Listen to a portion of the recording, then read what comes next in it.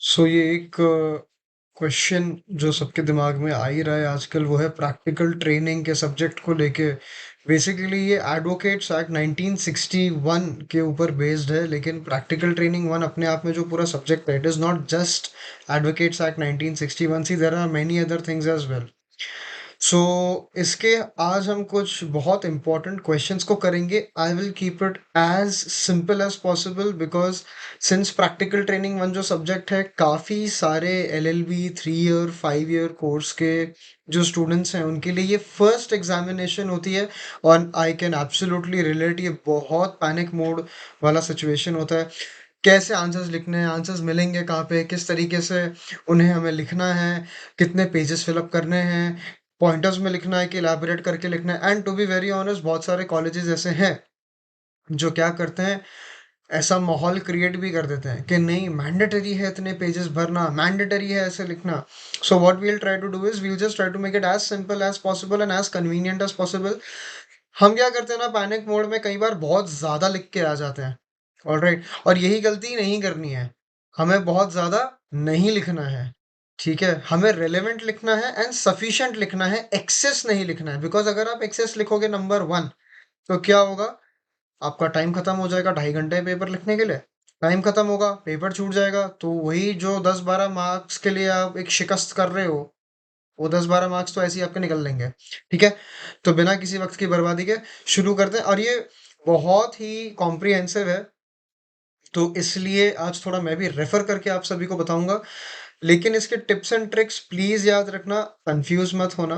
तो बिना किसी समय की बर्बादी के शुरू करते हैं आज की वीडियो के साथ। सी 13 एंड 15 मार्क्स के जो क्वेश्चंस होते हैं, जिसे कहते हैं आंसर इन ब्रीफ, मैं ये रिकमेंड करूँगा कि उसमें जब आप यूनिवर्सिटी एग्ज़ाम्स दे रहे हैं तो प्लीज़ 6 to 7 पेजेस आप लिखिए आइडियली। क्योंकि उतना वैसे भी देखो उतना लेंथ चला जाता है।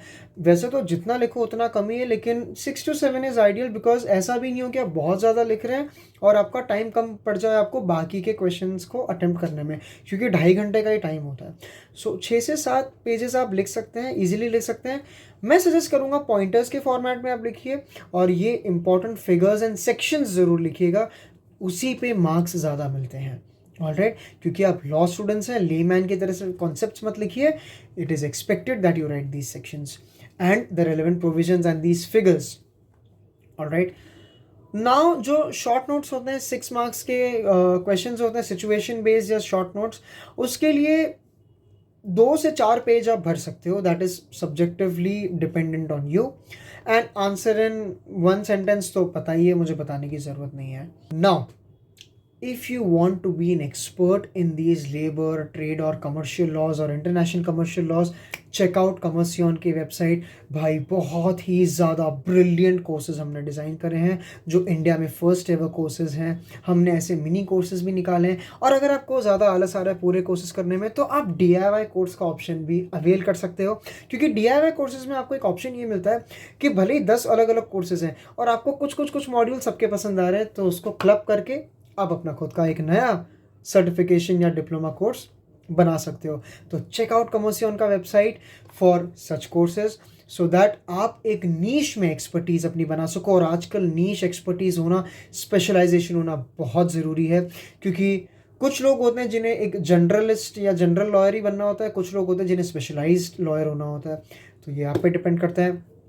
कमर्सियन तो दोनों को खुले हाथों से स्वागत करता है। आइए अपना कोर्स डिज़ाइन कर लो, या तो प्री एग्जिस्टिंग कोर्सेज में से आप चूज़ कर सकते हैं। और अगर आपको हमारे ये नोट्स चाहिए कमर्सियन के, हमने बड़े ही पॉइंटर वाइज ये सारे आंसर्स को हमने लिखा है, ताकि आप क्विकली इन आंसर्स को एग्ज़ाम के पहले रेफ़र कर सकें, फटाक से पढ़ सकें। मैंने अपने एग्ज़ाम्स के टाइम पे बड़े यूज़ किए हैं एंड कई लोगों ने पूछा भी है। तो you can reach out to us for these notes. हमारे वेबसाइट पे एक कॉन्टैक्ट अस का सेक्शन है, वहाँ पे आपको डिटेल्स मिल जाएंगी, आपको कॉन्टैक्ट नंबर मिल जाएगा। Just drop in a WhatsApp, और you may directly drop an email to us.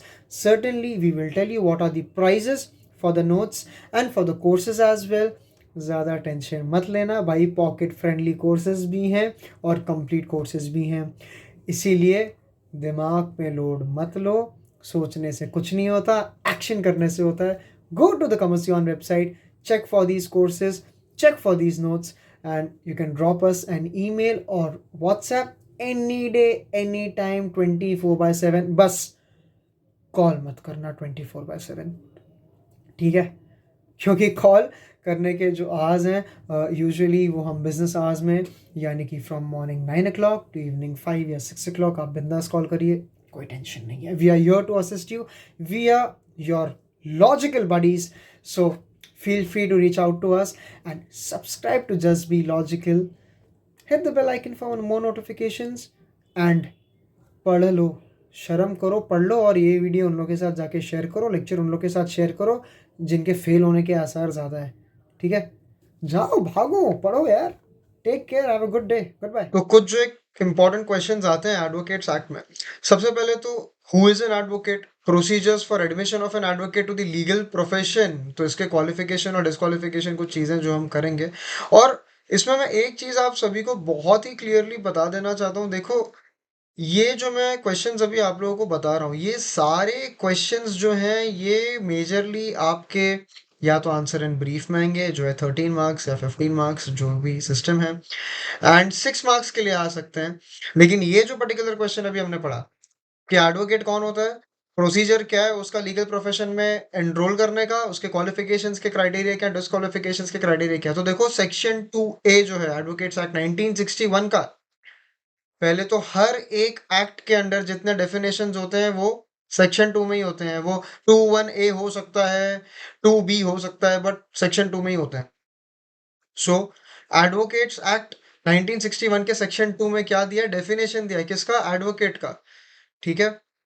And what, advocate कौन है, advocates are the persons who support और अपोज एनी इशू और कॉज पब्लिकली. कौन होते हैं, जो किसी एक इशू को सपोर्ट करते हैं या अपोज करते हैं या क्या करते हैं, किसी कॉज को सपोर्ट करते हैं या अपोज करते हैं पब्लिकली. ठीक है. Advocates are the person who support और अपोज एनी इशू और कॉज पब्लिकली. और उनका क्या है, रिप्रेजेंटेशन कैसा रहता है, हु आर दे रिप्रेजेंटिंग, तो वो क्लाइंट को रिप्रेजेंट कर रहे हैं कहाँ, in the court of law. Simple as that. तो इंडिया के लीगल सिस्टम में या किसी भी कंट्री के लीगल सिस्टम में एक एडवोकेट का बहुत मेजर रोल होता है. ठीक है. क्यों, क्योंकि he is the only one who, after analyzing facts and circumstances of his client, क्या करेगा, क्लाइंट उसके पास आया, इशू लेके आया, तो उसके फैक्ट्स को, सर्कमस्टांसेस को क्या करेगा, एनालाइज करेगा, और फिर चूज करेगा कि भाई ठीक है मैं इसको रिप्रेजेंट करता हूं कहाँ, in the court of law to get him justice. फिर the honorable court passes its judgment by hearing the arguments and submissions made by the advocate on behalf of their clients. Okay, so they are so skillful in the art of advocacy that they can even turn a case in their favor against all odds. देखो, यही चीजें होती हैं एक advocate के plus points. ये तो पहले एडवोकेट हमने बता दिया कौन है. एडवोकेट वो है जो किसी इशू को या किसी कॉज को सपोर्ट करता है या अपोज करता है पब्लिकली. अपने क्लाइंट को वो क्या करता है, रिप्रेजेंट करता है in the court of law. वो ऑथराइज्ड है. क्यों, क्योंकि उसने obviously relevant education, relevant knowledge acquaint करी है, and there is a certification, क्या डिग्री है दिखाने के लिए. सनत है. सनत क्या रहता है, obviously your licence to practise. You have your COP, that is your certificate of practice, जो आपको एआईबी के बाद मिलता है. ऑलराइट. और वो केस कितने स्किलफुल है, दे आर स्किलफुल कि वो पूरा एक केस अपने फेवर में टर्न कर सकते हैं against all odds. What do they do, वो फैक्ट्स और पूरे इश्यूज को एनालाइज करेंगे और फिर चूज करेंगे अपने क्लाइंट को रिप्रेजेंट करना. And what happens is they prepare the outline of the case only after meeting the client and knowing the actual facts of the case. इसीलिए हमारे इंडिया में कहावत है, और बहुत जबरदस्त कहावत है, क्या, डॉक्टर और वकील से कभी झूठ नहीं बोलना चाहिए. ठीक है. क्योंकि अगर आपने यहाँ झूठ बोल दिया तो तुम्हारी जिंदगी के क्या हो जाएंगे, बैंड बाजा बारात. राइट. तो सारे actual facts of the case जानने के बाद ही वो क्या करते हैं, केस की आउटलाइन प्रिपेयर करेंगे. And the final documentation is prepared only after going through the details of the facts and analysing the legal provisions that could be related to the facts. Very important. Final documentation क्या रहता है, only after going through the details of the facts and analyzing the legal provisions that could be related to the facts of the case. So पहले हमने advocate कौन है ये हमने बता दिया. क्या करता है ब्रीफ में हमने बता दिया। पहला, एडवोकेट कौन। अब एलिजिबिलिटी क्राइटेरिया क्या है किसी भी एडवोकेट की, तो पहले कुछ ज्यादा डिफिकल्ट बात तो है नहीं। First, any individual who wants to enroll themselves to this legal profession will have to be a law graduate through such an institution, such a education institution which is relevant and recognized by the Bar Council of India. ये process कौन govern कर रहा है? Again advocates act 1961। और इसके जो rules हैं वो कौन सेट करता है? बीसीए करता है, बार काउंसिल ऑफ इंडिया करता है। और जो बाकी रिस्पेक्टिव स्टेट बार काउंसिल्स हैं वो करते हैं। अब आप महाराष्ट्र में हो तो यहाँ की करेंगे। एलिजिबिलिटी क्या है इसकी? कोई भी इंसान को, any individual who has to be qualified to be enrolled as an advocate, उसके लिए उसको कितनी 3 से 4 कंडीशन सेटिस्फाई करनी बहुत जरूरी है। पहला, he should be a citizen of India, provided that a national of any other country can also practice only if Indians are allowed to practice in that country. This is as per what is there in the relevant statutes in the open sources। क्या है? Citizen of India होना पहले बहुत important है। और दूसरे country के यहाँ प्रैक्टिस कर सकते हैं तब जब यहाँ के लोग वहां प्रैक्टिस कर सकते हैं। इसको हम एक तरीके से आप कह सकते हो रेसिप्रोकेटरी नेशंस, सीपीसी के सेक्शन 44A के अंडर ये चीज आती है। लेकिन ये जो चीज अभी हमने पढ़ी, ऑलराइट, कि वहां के लोग यहाँ कर सकते हैं सिर्फ तब जब यहाँ के लोग वहां कर सके, देखो इसमें भी अभी काफी चेंजेस आ रहे हैं। ऑलराइट, जो लेटेस्ट अपडेट्स हैं उसमें काफी चेंजेस आ रहे हैं। बट खैर, एज पर योर सिलेबस जो रिक्वायरमेंट है मैं अभी आपको वो बता रहा हूँ। ठीक है। सेकेंड, एक तो इंडियन सिटीजन होना इंपॉर्टेंट है। सेकंड, एटलीस्ट 21 ईयर्स की एज होना इंपॉर्टेंट है। The person has to attain the minimum age of 21 years. Third, he has completed his bachelor's degree in law, that is LLB, from a recognized इंस्टीट्यूशन, recognized by whom? The bar council of India। All right. अगर उसका recognition नहीं है तो भाई problem होती है कई बार। और चौथा, he has paid the relevant stamp duty which is chargeable under what? Indian Stamp Act 1899 and enrollment fees payable to whom? Enrolment fee किसको देनी है? स्टेट बार काउंसिल को। और वो क्या होती है? Individual has to pay fixed amount of the state bar council along with an amount जो भी एप्लीकेबल होगी to whom? The bar council of India. ठीक है। अगर कोई शेड्यूल कास्ट या शेड्यूल ट्राइब से, SC ST से है तो उसको थोड़ी कम देनी पड़ती है, थोड़ा और उसमें एक सब्सिडी मिल जाती है। ठीक है। तो 4 चीजें, 4 कंडीशन फुलफिल करनी है। क्या क्या कंडीशन है? पहले, सिटीजन ऑफ इंडिया होना इंपॉर्टेंट है। सेकंड, उसका 21 ईयर्स का होना इंपॉर्टेंट है। रेलेवेंट लॉ डिग्री यानी LLB तो होना ही चाहिए उसके पास। एंड फोर्थ, भाई रिक्वायर्ड स्टैम्प ड्यूटी भरो इंडियन स्टैम्प एक्ट के अंडर, एनरोलमेंट फी पे करो, ये सब चीजें हैं। ऑलराइट। अब स्टेप्स क्या होते हैं ये तो हमने बता दिया। क्राइटेरियाज क्या है, स्टेप्स क्या है? पहले भाई बैचलर्स डिग्री कर ले। किसकी? LLB की। From what? रिकॉग्नाइज्ड यूनिवर्सिटी और institution. Second, register yourself with the state bar council. ठीक है।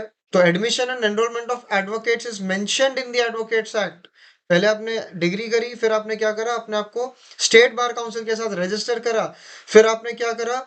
आपने एनरोलमेंट एप्लीकेशन एक बार हो जाता है, मेजर डॉक्यूमेंट्स आपने दे दी, जैसे कि आपका एड्रेस प्रूफ है, लॉ डिग्री है, प्रूफ ऑफ नेशनैलिटी, ये सब कर दिया। और आपने जो भी एप्लीकेबल फी है वो आपने स्टेट बार काउंसिल को दे दी। ये सब करने के बाद क्या होता है? ये सारी चीजें जब हो जाती हैं तो आपके जो क्रेडेंशियल्स हैं वो क्रेडेंशियल्स जाते हैं वेरिफिकेशन के लिए, वेरिफिकेशन के लिए हो जाते हैं। फिर जब अप्रूवल अथॉरिटी से आ जाता है तो क्या होता है? आपको प्रोविजनल एनरोलमेंट सर्टिफिकेट इशू किया जाता है। तो सब कुछ वर्चुअली हो गया है। वर्चुअली ये प्रोसेस बहुत फास्ट हो गया है, 10 से 15 दिन लगते हैं बस अब। फिर जब ये भी हो गया, फिर क्या होता है? एक बार आपका प्रोविजनल एनरोलमेंट सर्टिफिकेट इशू हो गया, फिर you have to enrol as an advocate where? To appear in all India bar examination, जिसको हम AIBE कहते हैं, which is conducted by whom? Directly the bar council of India, BCI। अब ध्यान रखना, जब तक आप AIBE नहीं देते हो तब तक आप प्रैक्टिस नहीं कर सकते हो। आपको COP नहीं, मतलब प्रैक्टिस वैसे कर सकते हो लेकिन फिर वो टेम्पररी वाली बात हो गई। आपको सर्टिफिकेट ऑफ प्रैक्टिस इशू नहीं होता। एक बार आपने फिर AIBE दे दिया तो AIBE के बाद क्या मिलता है? सर्टिफिकेट ऑफ प्रैक्टिस आपको इशू होता है, जो BCI, जो आपको स्टेट बार काउंसिल दे देती है। और आप all over India, all over the country आप क्या कर सकते हो, प्रैक्टिस कर सकते हो एज एन एडवोकेट। तो 7 स्टेप्स हैं अपन ने करे। पहले क्या, डिग्री ले लो, अपने आप को स्टेट बार काउंसिल में रजिस्टर करा लो, ठीक है। एनरोलमेंट एप्लीकेशन कर लो। कहाँ करना पड़ता है? एनरोलमेंट एप्लीकेशन मिलता है स्टेट बार काउंसिल की वेबसाइट से ही। फिर आपने एनरोलमेंट एप्लीकेशन दे दी, एनरोलमेंट एप्लीकेशन के साथ क्या रेलेवेंट डॉक्यूमेंट्स देने पड़ते हैं भाई, लॉ की डिग्री है, एड्रेस प्रूफ है, एनरोलमेंट एप्लीकेशन है, ठीक है, प्रूफ ऑफ नेशनलिटी है, ये सब आपने दी है। फिर क्या होगा, वो जाएगा वेरिफिकेशन के लिए। वेरिफिकेशन होता है तो क्या मिलता है आपको, प्रोविजनल एनरोलमेंट सर्टिफिकेट। फिर एआईबी के लिए अपियर करिए, और एक बार एआईबी का क्लियर हो गया तो आपको सर्टिफिकेट ऑफ प्रैक्टिस मिल जाती है। फिर आपको सनद मिल जाती है, आप करो अपना काम बढ़िया से, ठीक है। अब रिक्वायर्ड डॉक्यूमेंट्स के, अभी हमने बोला एकेडमिक डिग्री चाहिए आपको, एलएलबी की मार्कशीट चाहिए, ग्रेजुएशन डिग्री चाहिए, ठीक है। फिर जो भी आपको जो सीनियर सेकेंडरी सर्टिफिकेट्स होते हैं, जैसे भाई 10th है, 10th की सर्टिफिकेट है, मार्कशीट है, वगैरह वगैरह वगैरह। फिर आइडेंटिफिकेशन एंड पर्सनल डॉक्यूमेंट्स, मतलब क्या, रेसिडेंस प्रूफ है, फोटोग्राफ है, कास्ट सर्टिफिकेट है, ये सब चीजें जो होती हैं वो। फिर कोई प्रोफेशनल या और रिलेवेंट डॉक्यूमेंट्स है, ओरिजिनल अटेंडेंस सर्टिफिकेट है, सर्विस रिलेटेड डॉक्यूमेंट है, एफिडेविट है क्रिमिनल केस का वगैरह, जो भी वो सब आपको लगता है ये देना पड़ता है। अब ये तो हो गई क्वालिफिकेशन की। तो क्वालिफिकेशन के लिए हमने क्या क्या करा, पहले एडवोकेट के हमने वो बता दिया। एलिजिबिलिटी क्राइटेरिया 4, सिटीजन होना चाहिए, 21 ईयर्स का होना चाहिए, बैचलर्स डिग्री कंप्लीट होनी चाहिए, और रेलेवेंट जो भी एप्लीकेबल फीस है, स्टैंप है, वो सब आपको पे करना पड़ता है। 7 स्टेप्स हैं किसके, एनरोलमेंट के, और रिक्वायर्ड डॉक्यूमेंट्स हैं 3। वो हो गए। उसके बाद डिस्क्वालिफिकेशन कब हो सकता है, तो डिस्क्वालिफिकेशन हो सकता है नंबर 1, 3 केसेस में तो strictly, when the person is convicted for an offense involving moral turpitude, तो आप एडवोकेट नहीं बन सकते। सेकंड, ये ध्यान रखना, अगर आपको कन्विक्ट किया है अंडर अनटचेबिलिटी ऑफेंसेस एक्ट 1955, जिसको अब हम कहते हैं protection of civil rights act, इसमें भी अगर आप कन्विक्ट हो चुके हो तो भी आप एडवोकेट नहीं बन सकते, आप डिस्क्वालीफाई हो जाओगे। Third, if you have been dismissed और रिमूव फ्रॉम एम्प्लॉयमेंट और office under the state on the charge of moral turpitude, कभी भी आप एडवोकेट नहीं बन सकते। तो ये 3 डिस्क्वालिफिकेशंस के ग्राउंड्स हैं यहाँ पे, ठीक है। होप सो तुम इन तीनों के अंडर नहीं आते। अब ये 3 हो गए। यहाँ पे आइडियली आप देखेंगे तो आपका आंसर खत्म हो जाता है, लेकिन मैं ये चीज आपको क्लियरली बता दूं कि आंसर इतना सा लिखने से कुछ नहीं होगा, क्योंकि आप इसको मैक्सिमम पॉइंटर्स में ही लिखोगे। आपके 2-2.5 पेज भरेंगे, या चलो 3 पेज भर जाएंगे ज्यादा से ज्यादा। तो आंसर लेंदी करना पड़ता है, क्यों? क्योंकि कम से कम 5-6 पेज तो इंसान भरता ही है 13 से 15 मार्क के आंसर के लिए, ठीक है। तो अब इसमें आप अटैच क्या कर सकते हो, हमने बता दिया एडवोकेट कौन है, उसके 4 क्राइटेरियाज क्या है, 4 क्राइटेरियाज के बाद हमने और चीजें हमारी बता दी कर दी, ठीक है। फिर उसके बाद में क्या बात आ जाती है कि हमने स्टेप्स बता दिए 7, और डिस्क्वालिफिकेशन कैसे हो सकती है, डॉक्यूमेंट क्या होता है। इसके साथ आप आगे ये चीज कर सकते हो कि आप आगे लिख सकते हो कि स्टेट बार काउंसिल क्या होती है। तो ये 100% आप कर सकते हो कि स्टेट बार काउंसिल किसे कहते हैं, या बार काउंसिल किसे कहते हैं। चलिए, तो बार काउंसिल क्या, स्टैट्यूटरी इंडिपेंडेंट बॉडी है, स्टैट्यूटरी एंड इंडिपेंडेंट बॉडी है। पार्लियामेंट ने ये क्रिएट की थी अंडर व्हाट, एडवोकेट्स एक्ट 1961। क्यों इसको बनाया गया था, ताकि रेगुलेशंस और रिप्रेजेंटेशंस रहे किसके, इंडियन बार के। बार और बेंच होती है ना, बेंच मतलब जजेस लेमैन टर्म में, और बार यानी कि कौन, एडवोकेट्स। टोटल 18 मेंबर्स होते हैं बार काउंसिल ऑफ इंडिया में। फर्स्ट दो मेंबर्स जो होते हैं वो attorney general and solicitor general होते हैं, जो एक्स ऑफिशियो मेंबर्स है काउंसिल के। कितने मेंबर्स होते हैं, 18, उसमें से दो, first two attorney general and solicitor general, who the ex officio members of the council. इसके बाद the other 16 members represent the 16 bars of the country। क्या, they represent the 16 bars of the country। और tenure कितना होता है इनका, 5 साल का टेन्योर होता है। So apart from the enrolment of advocates, bar council का फंक्शन क्या है भाई, स्टैंडर्ड्स बताना प्रोफेशनल बिहेवियर के, एटिकेट्स के, एडवोकेट के, वो बताते हैं। लॉ रिफॉर्म्स है, लीगल एजुकेशन है, उसको प्रमोट करना। जो यूनिवर्सिटीज है, इंस्टीट्यूशन इनको रिकग्निशन देना, ठीक है। फंड्स का इन्वेस्टमेंट करना, कहाँ, बार काउंसिल में किस तरीके से क्या हो रहा है। स्टेट बार काउंसिल्स को एस्टैब्लिश करना, ठीक है। किसके अंडर, ऑब्वियसली एडवोकेट्स एक्ट के अंडर ही करेंगे। ऑलराइट। तो अभी Indian all India bar council और स्टेट बार काउंसिल में डिफरेंस क्या होता है? देखो, जो ऑल इंडिया बार काउंसिल होती है, तो वो ऐसी बॉडी है जो नेशनल लेवल पे काम कर रही है, ठीक है, सुप्रीम बॉडी है, that controls and fix the rules and regulations regarding the legal education and the conduct of the advocates.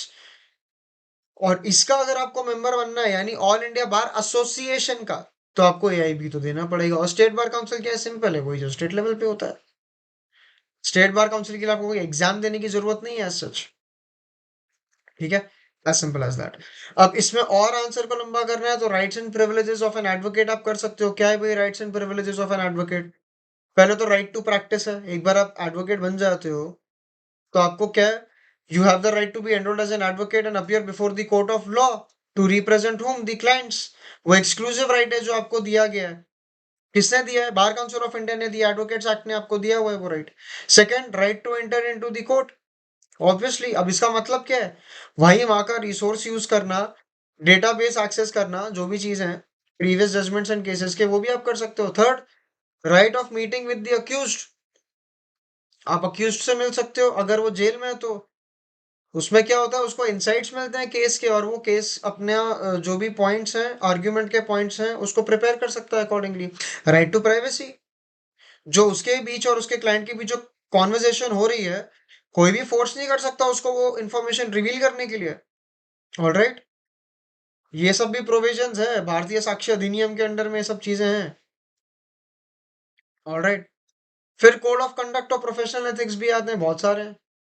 Alright, जैसे क्या भाई, आपके 7 लैम्प्स ऑफ एडवोकेसी है, वो आपको फॉलो करना है। ये बेसिक है। अब इसका भी अलग से क्वेश्चन है, वो हम करेंगे आगे। पनिशमेंट क्या होती है अगर कोई प्रोफेशनल मिसकंडक्ट होता है? तो अगर स्टेट बार काउंसिल में किसी ने आपकी कंप्लेन कर दी, एडवोकेट्स ने, अगर क्लाइंट ने आपकी कंप्लेन कर दी, and there is a sufficient reason to believe that the advocate on roll is guilty of such misconduct, तो क्या हो जाएगा? Case will shall be refer to the disposal of the disciplinary committee. है, disciplinary committee को लेके भी भारी question आता है, वो भी हम करेंगे। अगर स्टेट बार काउंसिल को लगता है कि सफिशिएंट रीजन है कि एडवोकेट ऑन रोल जो है उसने कोई भी मिसकंडक्ट करा है, तो डिसिप्लिनरी कमेटी के पास ये मैटर चला जाता है, ठीक है। स्टेट बार काउंसिल की जो डिसिप्लिनरी कमेटी है वो क्या करेगी? वो एडवोकेट को नोटिफाई करेगी और एडवोकेट जनरल को नोटिफाई करेगी, और फिर क्या होगा? हियरिंग होगी केस की। तो हियरिंग जब होती है तो डिसिप्लिनरी क्या कमेटी क्या कर सकती है? एक तो डिसमिस कर सकती है प्रोसीडिंग को on the order of the state bar council, या तो एडवोकेट को पनिश कर सकती है, एडवोकेट का जो लाइसेंस है उसको सस्पेंड कर सकती है फॉर पर्टिकुलर पीरियड, या एडवोकेट का नाम जो है it can write it of, strike off कर सकती है from the state list of advocates, ठीक है। जब किसी एडवोकेट का ऐसे लाइसेंस सस्पेंड होता है पर्टिकुलर पीरियड के लिए, उसको डीबार कर दिया जाता है, किसी भी कोर्ट या किसी भी पर्सन के सामने वो प्रैक्टिस नहीं कर सकता उस पर्टिकुलर टाइम के लिए, ठीक है। तो ये इतना सा ही आंसर है। इस आंसर को आप कहीं भी अपेंड कर सकते हो, ये ध्यान रखना। इसमें कंफ्यूज होने की ज्यादा जरूरत है नहीं, you can put it anywhere you want. All right, अब चलते हैं नेक्स्ट क्वेश्चन की तरफ। Now there is a very very important question जिसका नाम है 7 लैम्प्स ऑफ एडवोकेसी। ये क्या होते हैं? देखो, 7 लैम्प्स ऑफ एडवोकेसी आप ब्रीफ में भी कर सकते हो, और अगर ब्रीफ में नहीं करना है तो इन डिटेल कर सकते हो। ये 7 लैम्प्स ऑफ एडवोकेसी क्या है? बेसिकली एक समझ लीजिए एक तरीके से कोड ऑफ प्रोफेशनल कंडक्ट की तरह ही हो गया, ठीक है। या मैं इस तरीके से कहूँ कि एक एडवोकेट को, एक होता है एडवोकेट और एक होता है अच्छा एडवोकेट, लेकिन इन जनरल क्या कहा जाता है? कुछ ऐसी क्वालिटीज हैं जो आपके फाउंडेशनल एलिमेंट्स को, ट्रेड्स को डेवलप करती है। एग्जाम्पल क्या? If you are an advocate तो आपके फाउंडेशन को कौन डेवलप करेगा? क्या डेवलप करेगा? क्या क्वालिटीज होनी चाहिए आपके अंदर एज एन एडवोकेट, ठीक है। इसे हम सिंपली कहते हैं 7 लैम्प्स ऑफ एडवोकेसी। किसने दिया था ये? It was given by mister Edward Abbott Parry. कुछ लोग एडवर्ड एबिट पैरी भी कहते हैं, ठीक है। इन्होंने ये थियोरी दी, इन्होंने, इनकी वजह से थियोरी एग्जिस्टेंस में, इन्होंने 7 लैम्प्स ऑफ एडवोकेसी दिए, ओके। और इन्होंने 8th लैम्प ऑफ एडवोकेसी भी दिया, ठीक है। वो हम आगे करेंगे। 8 लैम्प ऑफ एडवोकेसी को कहते हैं टैक्ट, ठीक है। लेकिन सबसे पहले हम करते हैं क्या 7 लैम्प्स ऑफ एडवोकेसी में? पहला, ऑनेस्टी। तुम में तो है नहीं, ठीक है, लेकिन खैर डिबेटेबल टॉपिक है। ऑलराइट, तुम्हारे लिए पहला है ऑनेस्टी। क्यों? Advocacy is a noble profession, ये ध्यान रखिएगा। तो honesty in a profession is the official policy. हर इंसान से, जब एक इंसान दूसरे से इंटरेक्ट कर रहा है तो ऑनेस्टी होनी चाहिए। देखो वापस से मैं वही बोलूंगा, डॉक्टर और वकील से झूठ नहीं कहते, तो वकील को भी झूठ नहीं बोलना चाहिए। किससे? अपने क्लाइंट से या किसी से भी जिनसे वो क्या कर रहे हैं, इंटरेक्ट कर रहे हैं। So number one, honesty. Honesty should be reflected in what? Thoughts, words, behaviour, सब इंपॉर्टेंट है। क्यों? यही प्रॉब्लम होता है। अब आपको लगेगा हाँ सब फिलोसॉफिकल बातें, नहीं है भाई, यही होते हैं। कई एडवोकेट्स हैं सच नहीं बोलते अपने क्लाइंट को। हो जाएगा, बहुत हाई रीच है, ऊपर तक पहुंचे, बहुत अच्छे इंटरनल कॉन्टैक्ट्स हैं। अरे आज प्रेसिपी डालेंगे, देखो काम होगा। अरे हम तो ये नोटिस ऑफ मोशन पास करेंगे, या अरे हम काउंटर एफिडेविट ऐसा डाल देंगे, या रिटर्न स्टेटमेंट ऐसा तगड़ा फाइल करेंगे। अरे जज अपने पहचान, क्या आप बात करते हो? फिर जब काम नहीं होता है तब फिर बार काउंसिल में जाती है कंप्लेन, फिर सस्पेंशन होता है। कभी भी क्लाइंट से झूठ नहीं बोलना चाहिए।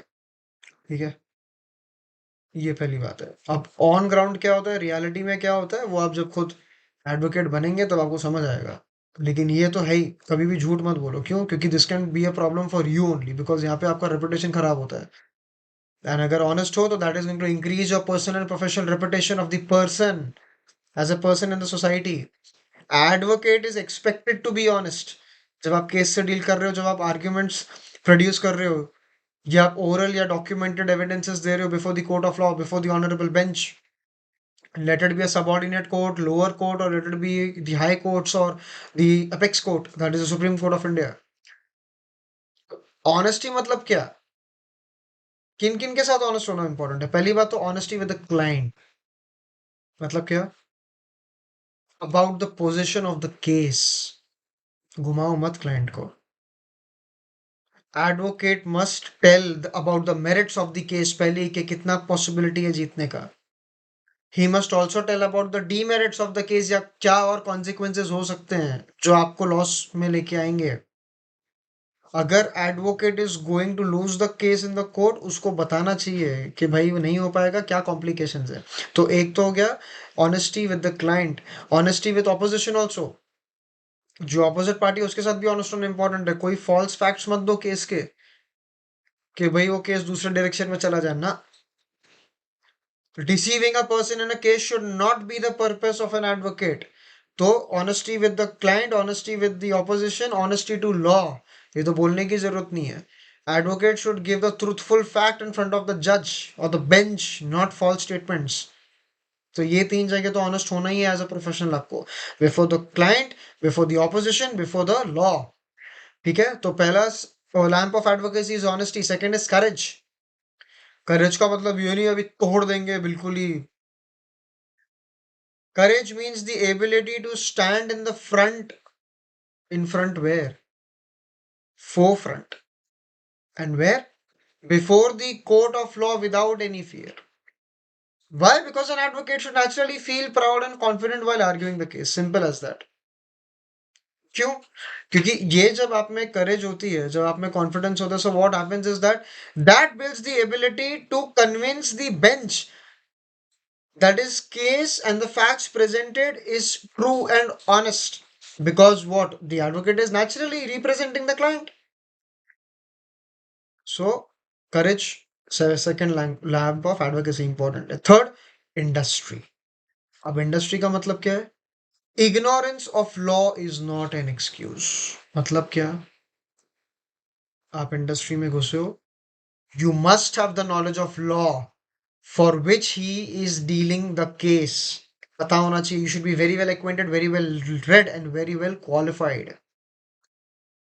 सी लॉ देखोगे ओशन की तरह होता है। ठीक है, कोई ये नहीं बोल सकता मेरे को सारे लॉ मालूम है, मुझे सब पता है। लेकिन भाई जिसमें तू डील कर रहा है उतना तो मालूम कर, उतना तो पता कर। वहां टेपा नहीं मारना चाहिए किसी को। तो एडवोकेट्स के पास उतनी नॉलेज, उतना एटीट्यूड, उतना स्किल होना चाहिए for dealing the case. In short क्या, कॉम्पिटेंसी होनी चाहिए। उसके लिए क्या करना है, जो तुम करते हो वो करेंगे तो कतई नहीं होने वाला। एडवोकेट का काम क्या है? Keeping himself updated with the new laws, new acts, general knowledge बहुत जरूरी है। इसके लिए most of the advocates who are currently there in the profession, why they are unable to, achieve what they want, and it's based on what I've heard from these learned advocates. क्यों वो दूसरे नहीं कर पाते? क्योंकि उन लोगों ने अपने आप को अपडेट नहीं किया है। अपडेट नहीं करोगे तो you are just gonna be an average in the crowd. So पहला ऑनेस्टी, सेकंड क्या, courage, third industry, fourth is wit. अब बोलोगे वैभव भाई वापस इंग्लिश घुसेड़ दी। विट क्या होता है? विट का मतलब होता है, आप जब एक प्रोफेशनल लॉयर हो, आप फील्ड ऑफ लॉ में हो, तो आपके पास wit and sense of humour होना चाहिए। ठीक है, रूमर नहीं, ह्यूमर। मतलब क्या? काम एंड एक्टिव रखता है। मतलब जब आपके पास वो सेंस है केस को फाइट करने का, तो क्या होगा? आपका पूरा एक the environment you create with your wit in the court of law, it creates a very comfortable position both for the bench and for the advocate and for all the parties involved. तो wit क्या करता है? देखो, वो help करता है an advocate to stay what focused on his work and reduce the workload. Very simple. ठीक है, ये बहुत सीधी सी बात है। बहुत सारे बार ऐसे एडवोकेट्स को हमने भी कोर्ट में देखा है कि वो भूल जाते हैं कि उनको प्रोड्यूस क्या करना है, या जो क्वेश्चंस बेंच ने पूछे हैं वो उसको नहीं बोल पाते, उसको आंसर नहीं कर पाते। ऐसे सब टाइम पे विट काम आता है, इस गैप को क्या करने के लिए, फिल करने के लिए। और बहुत सिंपल भाषा में बोलूं तो विट का मतलब होता है एक जो क्लेवर माइंडेडनेस होती है, quickness of thought, fast pace thought, 1 minute decision making, ये सब चीजें काम आती है। विट हो गया, अब आता है एलोक्वेंस। एलोक्वेंस मतलब क्या है? एक तरीके से आर्ट ऑफ स्पीकिंग। अब ये मेरे को बोलने की जरूरत नहीं है भाई, आर्ट ऑफ स्पीकिंग नहीं होगी तो तुम क्या ही एडवोकेट बन जाओगे। बट एलोक्वेंस में क्या होना चाहिए? देखो, पहले तो advocate should be a skilled speaker.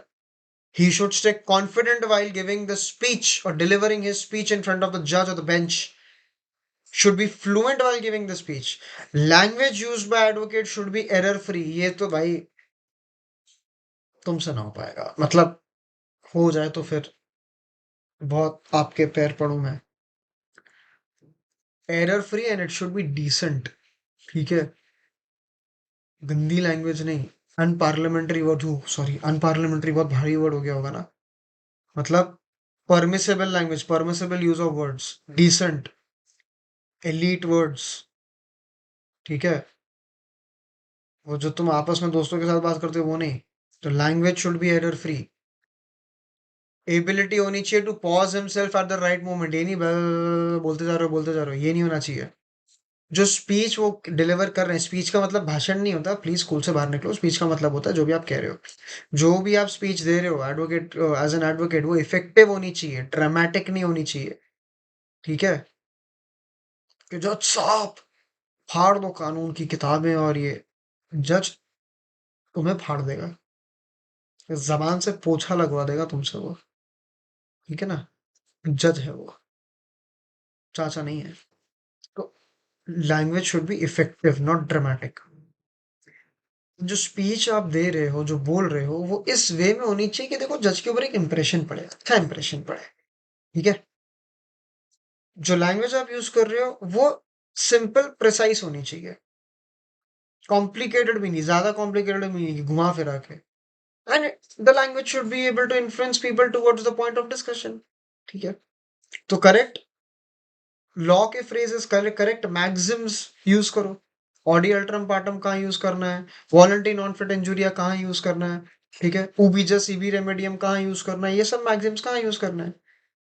ठीक है, नौसत सोसेस, ये सब मैक्सिम्स जो हैं आप पढ़ेंगे आगे, तो ये सब कहाँ आना है, ये सब पता होना चाहिए। ऑलराइट, तो एलोक्वेंस बहुत इंपॉर्टेंट। फिर आता है जजमेंट। अब जजमेंट मतलब क्या? आप जो जजमेंट दे रहे हो वो नहीं। जजमेंट मतलब आप में वो सेंस होना चाहिए, डीप स्टडी होनी चाहिए प्रेजेंट केस की, और उसके ऊपर आपका एक इन्फॉर्म्ड डिसीजन, इन्फॉर्म्ड जजमेंट होना चाहिए। एक एडवोकेट को दोनों तरफ से सोचना आना चाहिए। Advocate should think from two sides of the case. Why? Because this will help him to understand the consequences. इसके लिए कहते हैं एडवोकेट्स को चेस खेलना बहुत इंपॉर्टेंट है, सब कहते हैं। ठीक है, क्योंकि आपने जो किया उसका रिएक्शन क्या है, उसका कॉन्सिक्वेंस क्या है, किस-किस वे में, ये सब आपको पता होना चाहिए। तो आपका जजमेंट बहुत अच्छा होना चाहिए। जैसे कार चलाने के टाइम जजमेंट अच्छा होना चाहिए, वैसे ही इसमें जजमेंट बहुत अच्छा होना चाहिए। फिर है फेलोशिप। फेलोशिप मतलब क्या है? आपके जो कलीग्स हैं, जो दूसरे फेलो एडवोकेट्स हैं, मुझे अभी भी ध्यान है जब मैं मेरे फर्स्ट ईयर में था, तब ये क्लियरली बोला गया था कि फेलोशिप सबसे ज़्यादा इंपॉर्टेंट है। देखो, जो आप आर्ग्यू कर रहे हो, जो आप ऑपोजिशन में हो, वो कोर्ट के अंदर हो, दूसरे एडवोकेट के साथ, बाहर निकल के नहीं। ठीक है? क्यों? क्योंकि हो सकता है कल आपको उसी एडवोकेट के साथ काम करना है या उसी के लीड्स पे काम करना है। बहुत इंपॉर्टेंट है, ये ध्यान रखना। एडवोकेट दूसरे एडवोकेट के साथ कभी पंगे में नहीं आना चाहिए। It's very bad. और मैंने क्या वर्ड यूज़ किया, जब आप कोर्ट में हो तभी भी what you are in opposition, you are not enemy. तो एनिमिटी नहीं होनी चाहिए। तो जब आप केस आर्ग्यू करते हो ऑपोजिट एडवोकेट के सामने, तो आप डायरेक्टली उनको अपोज नहीं कर रहे हो, आप सिर्फ आर्ग्यूमेंट कर रहे हो for the sake of justice and for your client, you are representing your client. खुद मत चढ़ जाना। तो जब आप कोर्ट रूम से बाहर आए, कोर्ट हॉल से बाहर आए, you should respect the opposite advocate. ठीक है? And even while doing the argument in the court, तब बदतमीजी करोगे तभी भी ऐसी बात नहीं है, तभी भी आपको उसको रिस्पेक्ट करके रिस्पेक्टफुली बात करनी है। क्यों? क्योंकि फाइट जो आप कर रहे हो वो आपस में नहीं कर रहे हो, सिर्फ जस्टिस के लिए कर रहे हो, अपने क्लाइंट को रिप्रेजेंट करने के लिए कर रहे हो। ओके? सो ये सब बातें हैं। और क्या फेलोशिप सिर्फ इनके साथ है? नहीं, फेलोशिप जजेस के साथ भी है, बेंच के साथ भी है। इसके लिए जब रिस्पेक्टेड जजेस के सामने आप बात करते हैं, तो आपको वो वर्ड्स यूज करने होते हैं कि लर्नड जज, योर ऑनर, माय लॉर्डशिप। ठीक है? Your lordship, my Lord. क्यों कहते हैं? ये इसके लिए कहते हैं सिंपली बिकॉज फेलोशिप वहां भी है, रिस्पेक्ट देनी है, क्योंकि वो पोजीशन भी है, पावर भी है, और उससे ज्यादा फेलोशिप है। अब ये सेवन लैम्प्स ऑफ एडवोकेसी थे, जल्दी से क्या क्या थे? पहले ऑनेस्टी, करेज, फिर उसके बाद इंडस्ट्री, विट, विट के बाद में एलोक्वेंस, एलोक्वेंस के बाद जजमेंट, फेलोशिप, ये seven lamps of advocacy. And अब एट्थ लैम्प ऑफ एडवोकेसी भी, जिसको हम कहते हैं टैक्ट। सेवन लैम्प्स तुम याद कर लो, बड़ी बात है। टैक्ट का मतलब क्या होता है? कभी कभी कोर्ट रूम में ऐसा होता है कि बहुत बड़ा मेस हो जाता है, ड्यू टू व्हाट, कोई भी भाई हेवी या सीरियस आर्ग्यूमेंट हो गई एडवोकेट्स के बीच में। तो उस टाइम पे एडवोकेट्स को पता होना चाहिए टैक्ट मतलब टैकल कैसे करना है उस सिचुएशन को। ऑलराइट? उसे अपने क्लाइंट को कंट्रोल करना आना चाहिए, ओपोनेंट एडवोकेट को भी थोड़ा हैंडल करना आना चाहिए, जजेस को पर्सुएड करना आना चाहिए। तो ये थे आपके seven lamps of advocacy. And eighth lamp भी एडिशन में चाहो तो लिख सकते हो, टैक्ट। हाँ, TACT। ऑलराइट? अब आगे बढ़ते हैं नेक्स्ट क्वेश्चन की तरफ। अब बंधुओं, ये और एक बड़ा भयंकर क्वेश्चन है। ओके? कि ड्यूटीज क्या होती हैं एडवोकेट्स की? ड्यूटीज क्या है? Standard of profession, conduct, etiquette क्या है? तो अब इस आंसर के लिए देखो, मैं जो रिकमेंड करूंगा वो ये, पहले तो एडवोकेट क्या है वो लिख देना, और अगर आपको चाहिए तो अभी हमने करा ही था कि what are the ways in which the advocate can, an individual can enrol himself as an advocate. Alright? तो bar council of India rules को हम standard of professional conduct and etiquette भी कई बार कहते हैं। तो क्या क्या है एडवोकेट्स की ड्यूटी? सबसे पहले ड्यूटीज ऑफ एडवोकेट होती है टुवर्ड्स द कोर्ट, और ये मैं आपको सिंपल पॉइंटर्स में बता देता हूँ, आगे आप अपने हिसाब से इसको फिलअप कर सकते हो। पहला, duty of advocate towards the court में सबसे पहले है duty to uphold dignity and decorum of the court. Court की जो डिग्निटी है, उसकी जो एस्टीम है, उसको आपको मेंटेन करना है। और कोर्ट में डेकोरम मेंटेन करो। डेकोरम भी भारी वर्ड है ना, सीधा सीधा बताता हूँ, तमीज, तहजीब। ठीक है? डेकोरम वहां का मतलब क्या? डिसिप्लिन मेंटेन करो वहां पे। तो duty to uphold dignity and decorum of the court, duty to assist the court in administration of justice. देखो, जज किस बेसिस पे जस्टिस डिलीवर करते हैं? आप एज एन एडवोकेट उनको असिस्ट करते हो ना, फैक्ट्स के साथ, आर्ग्यूमेंट्स के साथ, अपने सबमिशंस के साथ, एविडेंसेस के साथ। So your duty to assist the court in the administration of justice. Alright? Duty of confidentiality मतलब क्या? क्लाइंट की जो इंफॉर्मेशन है वो आपको डिस्क्लोज नहीं करनी चाहिए, वो आपको कॉन्फिडेंशियल रखनी चाहिए।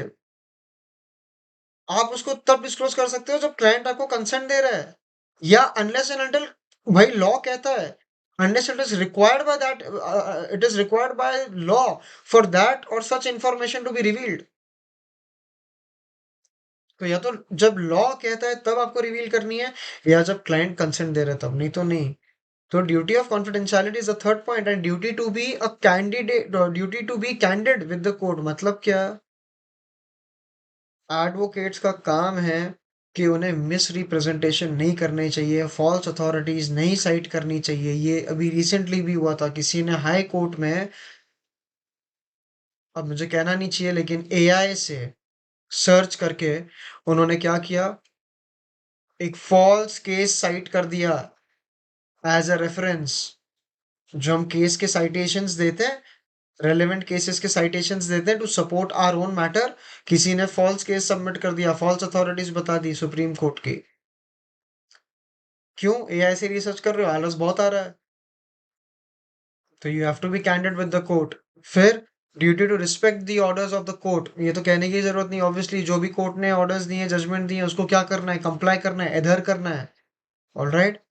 फिर duty to be punctual and prepared, unprepared नहीं जाना है। क्लाइंट तुमको उसके लिए पैसे नहीं दे रहा, और पहली बात तो क्लाइंट पैसे दे रहा है नहीं दे रहा एक बात है, आप कोर्ट का टाइम वेस्ट कर रहे हो, तो बी ऑन टाइम। नहीं तो क्या, keep back the matter, lunch time के बाद सुनेंगे, देखते हैं बाद में, ऐसा नहीं करना है। तो you should be punctual and prepared. और फिर क्या, duty of fair and honest advocacy. ठीक है, ये तो हमने अभी डिस्कस किया ही है। फिर duty to refrain from criticism of the court, court को क्रिटिसाइज नहीं करना है, उनके ऑफिसर्स को क्रिटिसाइज नहीं करना है। मतलब कोई भी डेरिगेटरी रिमार्क मत यूज करो, डिसरिस्पेक्टफुल लैंग्वेज मत यूज करो, कोई ऐसे कंडक्ट में मत एंटर करो जहां पे कोर्ट की डिग्निटी चली जाए। आपको एक respectful and professional demeanour maintain करना है जब आप कोर्ट से इंटरैक्ट कर रहे हैं, नहीं तो कंटेम्प्ट भी हो सकता है आपके ऊपर, और फिर गई डिग्री, वो सनद वनद सब खत्म। एडवोकेट तो नहीं रहोगे, लॉयर जरूर बन सकते हो, फिर लॉयर बन के रह जाना। फिर duty to comply with court orders and directions, अभी हमने करा। कोई भी फ्रिवलस या वेक्शेटियस लिटिगेशन में नहीं जाना है। वेक्शेटियस क्या रहता है, कोई भी इनिशिएटिंग या ऐसा कुछ भी आपको परसू नहीं करना है जो बेबुनियाद हो, बेसलेस है, फ्रिवलस है। इसीलिए किसी भी केस के मेरिट्स को थरली एग्जामिन करना चाहिए, और फिर आपके क्लाइंट का एडवाइस अकॉर्डिंगली लो।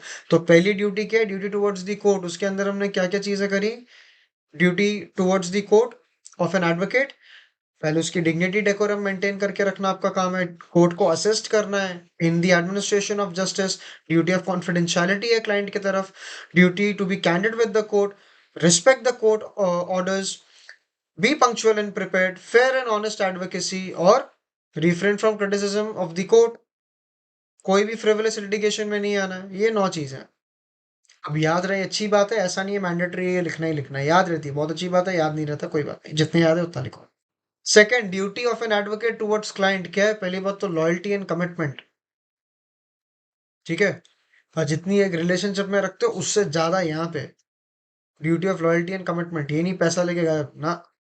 फिर duty to provide competent and diligent representation, ऐसे नहीं है कि हाँ कर लिया अभी ठंडे चल रहे हैं, नहीं, जो भी रिक्विजिट स्किल्स है, नॉलेज है, एक्सपर्टीज है, उस मैटर को हैंडल करने के लिए आप में होनी चाहिए, और आपको अपने पूरे फोर्स के साथ रिप्रेजेंटेशन करना चाहिए अपने क्लाइंट का। तो duty of competent and diligent representation. फिर duty of disclosure and informed consent, जो हमने बात की, जो इन्फॉर्मेशन आपने क्लाइंट से ऑब्टेन करी है उसको उनके कंसेंट के साथ ही आपको कहीं पे क्या करना है, डिसमिनेट करना है, या आपको प्रेजेंट करना है, या अगर लॉ कहता है जब रिक्वायर्ड है तब। कोई भी कॉन्फ्लिक्ट ऑफ इंटरेस्ट नहीं होना चाहिए, so duty to avoid conflict of interest, मतलब अगर क्लाइंट और एडवोकेट के बीच में कुछ है, या उनके एसोसिएट्स के बीच में कुछ है, तो advocates must not represent conflicting interest that में कॉम्प्रोमाइज देयर लॉयल्टी। ये जजेस के लिए भी होता है, ताकि कोई बायस नहीं आवे। फिर duty to maintain professional integrity and independence, obviously वो करना ही करना है, प्रोफेशनल इंटेग्रिटी है, आपको प्रोफेशनल कंडक्ट मेंटेन करना है। फिर आपकी और एक ड्यूटी है to maintain communication and updates with the client, भाई क्या केस में डेवलपमेंट है, क्या हो रहा है, और आपको क्लाइंट के बेस्ट इंटरेस्ट में काम करना है। तो ये 7 चीज़ इंपॉर्टेंट है in duty towards the client. और duty towards court, duty towards client, फिर ड्यूटी टुवर्ड्स सोसाइटी। ऑब्वियसली क्या है भाई, प्रमोट करो। किसको प्रमोट करना है? Access to justice. मतलब क्या? जस्टिस सबके लिए एक्सेसिबल हो, irrespective of any individual social, economic या पर्सनल बैकग्राउंड। तो जब कुछ हो तो भाई लीगल एडुकेशन प्रमोट करो, लीगल एड प्रमोट करो, rule of law, social justice को प्रमोट करो, अपहोल्ड करो। ठीक है, कुछ समाज के लिए भी कर लो। तो duty towards court, duty towards client, duty towards society, duty of an advocate towards another advocate, any towards colleagues. Professional courtesy maintain करो, कॉपरेशन मेंटेन करो। कोई अगर प्रोफेशनल मिसकंडक्ट करता है तो उसको रिपोर्ट करो जाके बार काउंसिल में या कोर्ट में। जूनियर एडवोकेट्स हैं तो उनको मेंटोर करो, गाइड करो अच्छे से, एक्सप्लॉइट नहीं। उनको भी वो नॉलेज स्किल सेट मिले, वो एक्सपीरियंस एक्सपर्टीज मिले जो आपकी है, सो that they also remember you for immemorial time. ठीक है, तो क्या किया? ड्यूटी टुवर्ड्स अदर कलीग्स, फिर duty towards, sorry, duty towards bar council, duty towards court, client, society, colleagues, bar council. क्या? पहले तो कोड ऑफ एथिक्स को फॉलो करो जो बार काउंसिल ने बताए हैं। जो आपको नेसेसरी ड्यूज एंड फीस है वो पे करो। बार काउंसिल की एक्टिविटीज को में पार्टिसिपेट करो, एडहेर करो। जो रूल्स रेगुलेशंस है उसको क्या करो? अबाइड करो, अबाइड बाय देम। एंड कोई भी मिसकंडक्ट होता है तो रिपोर्ट करो। सिंपल है। जो बार काउंसिल के फेलो एडवोकेट्स अगर वही कुछ गड़बड़ करते हैं तो वो वायलेशन है एडवोकेट्स एक्ट 61 का। क्या करना है? सिंपल सी बात है, आप उसको रिपोर्ट करिए बार काउंसिल में। फिर duty towards advocate who is on the other side या ऑपोजिट साइड या ऑपोजिट काउंसिल भी कहा जाता है। तो पहले तो रिस्पेक्टफुली एंड फेयरली उनके साथ डील करो, उनके तरफ प्रोफेशनल कर्टेसी रखिए। कोई उनके साथ कॉन्फ्लिक्ट ऑफ इंटरेस्ट आपका नहीं आना चाहिए। ऐसा नहीं कि हाँ चल तू ऐसे कर ले, फिर उसमें से मेरा इतना परसेंट कट हो जाएगा तो ठीक है मैं मेरे क्लाइंट को हरवा देता हूँ, फिर हम दोनों साथ में मिलके खाएंगे। Please, this is pathetic and preposterous, don't do it. And seventh, duty of an advocate towards the legal profession. Legal profession की डिग्निटी मेंटेन करो, उसका ऑनर मेंटेन करो। लीगल एजुकेशन स्प्रेड करना काम है हमारा। Professional conduct and etiquette maintain करना काम है। कोई मिसलीडिंग फॉल्स स्टेटमेंट्स नहीं देने हैं। Alright. And duty to respect the authority of the court. तो कितने करें हमने? कितने टाइप के हमने ड्यूटीज करी? duty towards court, duty towards client, to the society, to the advocate, to other advocates, any your colleagues, advocates on the opposite side, duty towards the bar council, duty towards the overall industry. Correct? ये सब चीजें important है। और industry मतलब क्या? Overall legal profession. तो ये सब चीजें आपको ध्यान रहनी चाहिए। इसके अंदर जो पॉइंट लिखने हैं लिख सकते हो। देखो ये आंसर बस लंबा करने के लिए जितने और पॉइंट लिखोगे वही वाली बात है, ठीक है। बट ये इंपॉर्टेंट क्वेश्चन है, ये आता है। ऑलराइट, पिछले कुछ टाइम से तो आ ही रहा है। सो प्लीज ये अच्छे से करके जाना। अभी बढ़ते हैं नेक्स्ट क्वेश्चन की तरफ। अब प्रोफेशनल मिसकंडक्ट को लेके भी एक क्वेश्चन आता है। और जो प्रोफेशनल मिसकंडक्ट है बड़ा छोटा सा आंसर है। ऑलराइट, तो अब इस आंसर को लंबा करने के लिए आप कुछ चीजें मेंशन कर सकते हैं, जैसे who is an advocate, advocate के एनरोलमेंट के क्या क्या प्रोसीजर्स हैं, उसके स्टेप्स क्या क्या हैं, what are the documents which are required. ठीक है, rights and privileges of an advocate करके फिर प्रोफेशनल मिसकंडक्ट पे हम आ सकते हैं। तो प्रोफेशनल मिसकंडक्ट में क्या क्या चीजें बेसिकली आती है, तो पहले इसमें मैं यही सजेस्ट करूंगा कि राइट्स एंड प्रिविलेजेस तो आप लिख ही देना। कि राइट टू प्रैक्टिस है, right to enter the court है, right to meeting with accused है, राइट टू प्राइवेसी है। अब यहाँ कोड ऑफ कंडक्ट आता है एंड प्रोफेशनल एथिक्स आते हैं। ठीक है, तो सबसे पहले तो क्या चीज है इसमें? 7 lamps of advocacy, honesty, courage, industry, wit, eloquence, judgement, fellowship, ये होनी चाहिए। 8th लैम्प है टैक्ट। अगर लिखना है तो लिख देना। ऑलराइट, तो अब ये, इसको आप चाहिए तो आप ब्रीफली एक्सप्लेन कर सकते हो। Code of conduct and professional ethics क्या होते हैं। इसमें आप ड्यूटीज भी लिख सकते हो, duty towards the court, duty towards the society, colleagues, opposite advocates, the bar council, the society, the legal profession, ये भी आप ब्रीफली मेंशन कर सकते हो। लेकिन पनिशमेंट क्या है मिसकंडक्ट की? मेन क्वेश्चन ये है।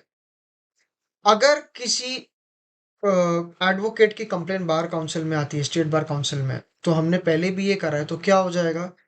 डिसिप्लिनरी कमेटी के पास वो मैटर जाता है। जब डिसिप्लिनरी कमेटी के पास जाता है, वो लोग देखते हैं, उनको लगता है सफिशिएंट ग्राउंड है, तो वो एडवोकेट को या एडवोकेट जनरल को क्या करेंगे? एडवोकेट और एडवोकेट जनरल को नोटिफाई करेंगे। फिर उसकी हियरिंग होती है।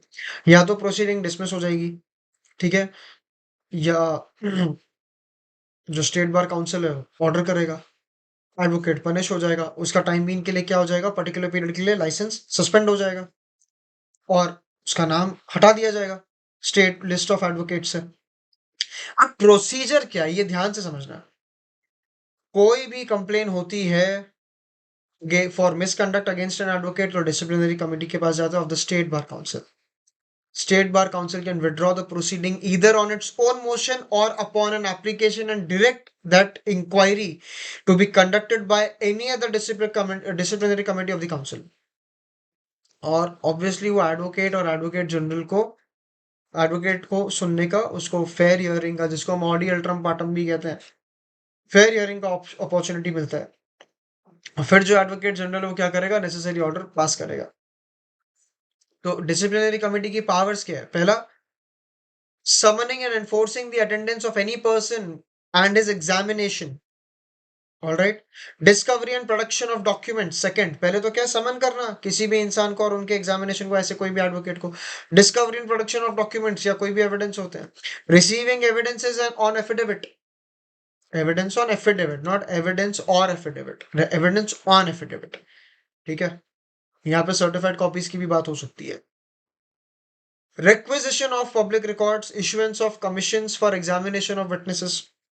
लेकिन कोई भी डिसिप्लिनरी कमेटी के पास राइट नहीं है, ठीक है, किसकी वो करने सी। No disciplinary committee has the right to require the attendance of, यानी किसकी नहीं कर सकते हैं?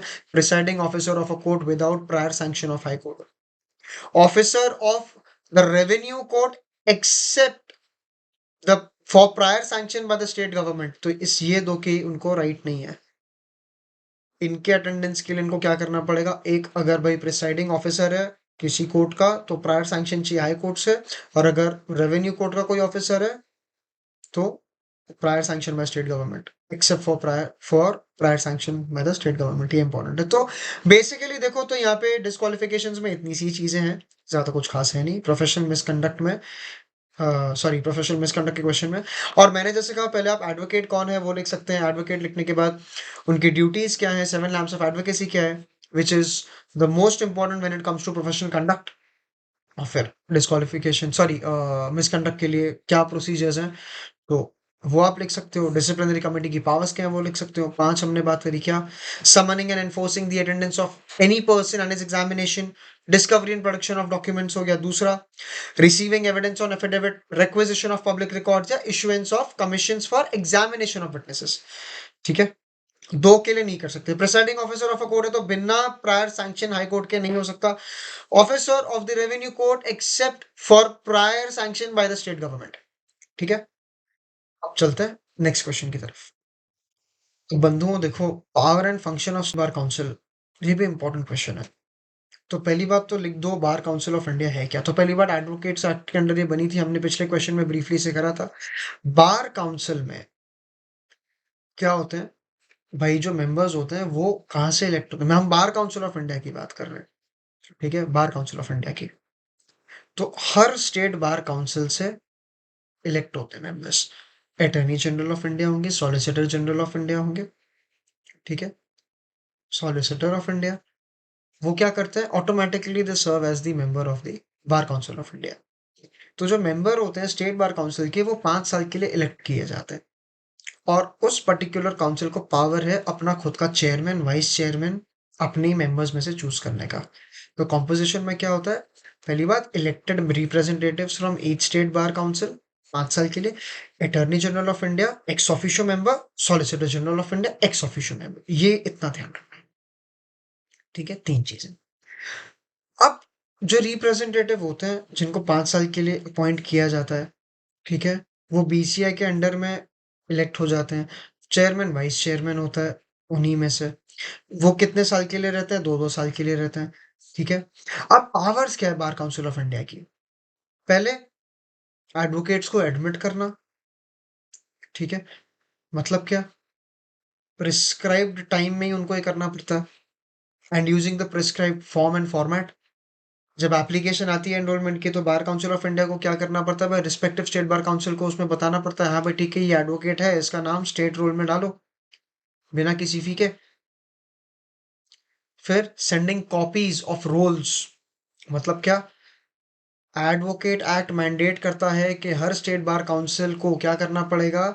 Authenticated copy of the advocate roll prepared for the first time under the act to the bar council of india. They'll have to provide it to the bar council of india. Transfer of name. मतलब कोई advocate का नाम है जो एक state bar council से दूसरे में ट्रांसफर करना है, तो क्या करना पड़ेगा? ऑब्वियसली उनको अप्लाई करना पड़ेगा बार काउंसिल ऑफ इंडिया में।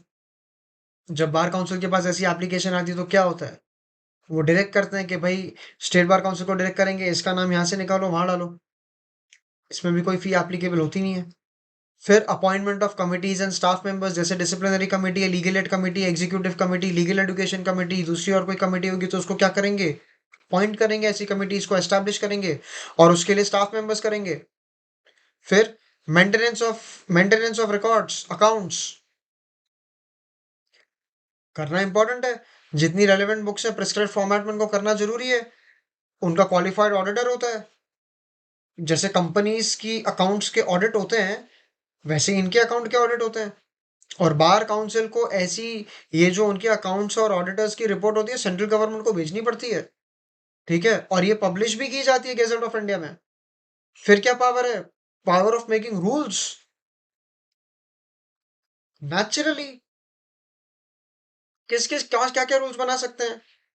जैसे इलेक्शन का बना सकते हैं, election of bar council members, chairman vice chairman, dispute resolution, filing of vacancies, power and duties of chairman vice chairman, legal aid की क्या ऑर्गेनाइजेशन होगी, मीटिंग्स, फिर conduct of the business of committees, management and investment of funds, ये सब वो लेके कर सकती हैं।